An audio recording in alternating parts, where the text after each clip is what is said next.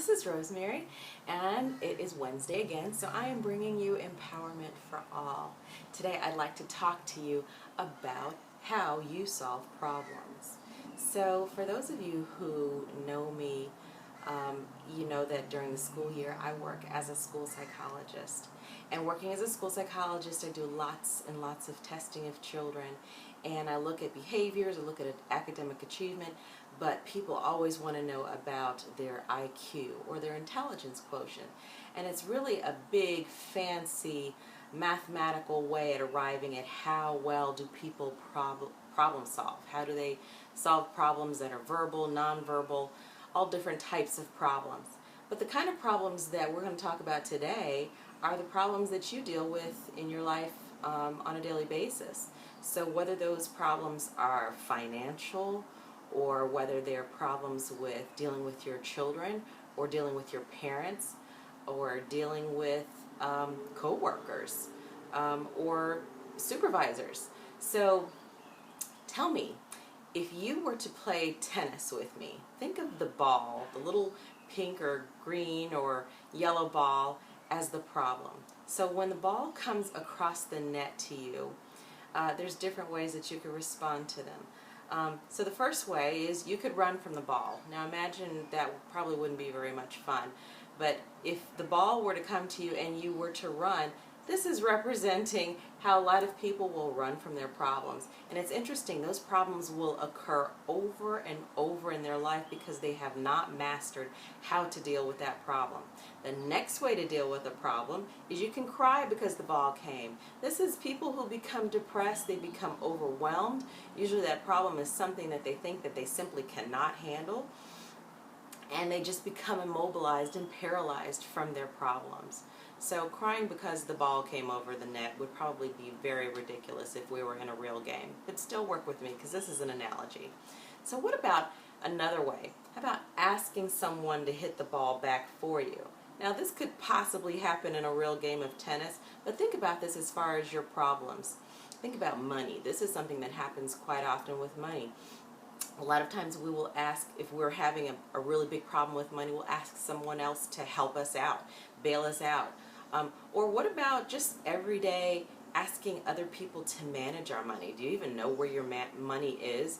If somebody else is managing your money, then that's somebody else hitting the ball back for you. And asking someone else to take care of your money is really dangerous, because nobody's going to take care of your money like you will. Anyway, moving on to the next way of dealing with a problem. Hitting the ball back with all of your might. Now it doesn't matter if the ball goes over the net, or if it goes out of the fence, or if it knocks over the other person, it doesn't matter.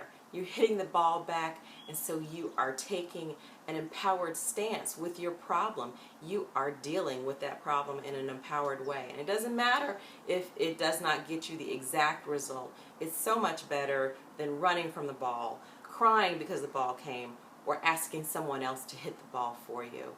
So, if you remember from the first post that I did, Empowerment for All #1, I talked to you about fears, and certainly fears are false evidences appearing real. So, if you consider the things that you might be afraid of, those things can be seeds of power. Things such as, what are you afraid of? And a lot of people are not really clear of what they're afraid of. Are you afraid of death? Are you afraid of not having friends? Are you afraid of running out of money? Or maybe you're even afraid of criticism. Whatever those things are in your life, and it might take a minute for you to really figure out what those things are, because a lot of people like to say, oh, I'm not afraid of anything. Yes, you are. Everybody has fears.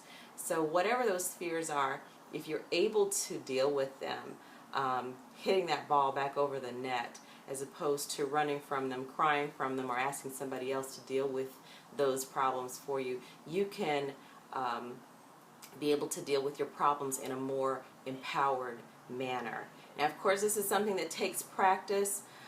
This is not something that you will be able to deal with perfectly at the beginning. No one does. But the best thing to do is find a mentor. Finding a mentor who is a good problem solver, whether they're dead or alive, And lots of people could choose the most obvious ones, people such as Jesus of Nazareth or Buddha or Muhammad. I prefer Harriet Tubman. She dealt with some really funky things, and she dealt with them in a really empowered manner, and I really like how she dealt with her problems. So when you find this person that you'd like to study, really check out how they dealt with their problems and start to experiment with emulating them. Let me know how this goes for you. I'd love to hear some responses. This is Rosemary. I'm bringing you Empowerment for All. If you like what I talked about today, give me a thumbs up, share it with someone else, and I am wishing you love and light. Have a great day.